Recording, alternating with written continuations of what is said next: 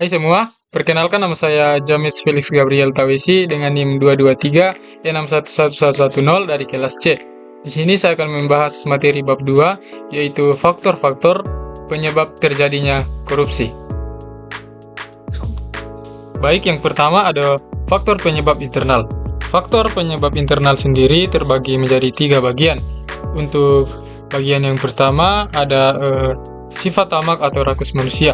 Sifat tamak merupakan sifat yang berasal dari dalam diri setiap individu. Hal itu terjadi ketika seseorang mempunyai hasrat besar untuk memperkaya diri dan tidak pernah merasa puas terhadap apa yang telah dimiliki.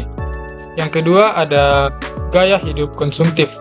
Pada era modern ini, terutama kehidupan kota-kota besar, merupakan hal yang sering mendorong terjadinya gaya hidup konsumtif.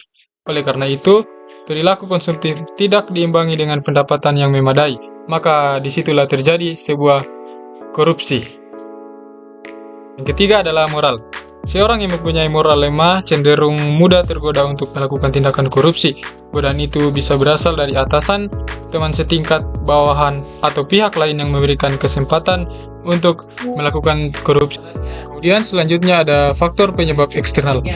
Faktor penyebab eksternal sendiri terbagi lagi menjadi beberapa aspek. Untuk aspek yang pertama ada aspek sosial. Sosial, perilaku ini terjadi dikarenakan dorongan keluarga. Dorongan keluarga yang kuat memberikan dorongan bagi orang untuk melakukan korupsi. Yang kedua ada aspek politik.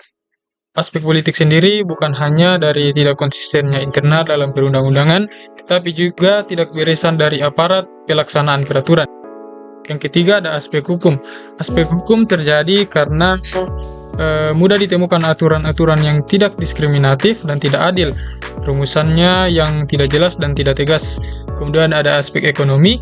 Faktor ekonomi juga merupakan suatu penyebab terjadinya korupsi. Hal itu dilihat dari tidak cukupnya pendapatan seseorang. Kemudian ada aspek organisasi. Ini terjadi karena kurang adanya sikap pemimpin yang menjadi pemimpin yang merupakan contoh kepada bawahannya.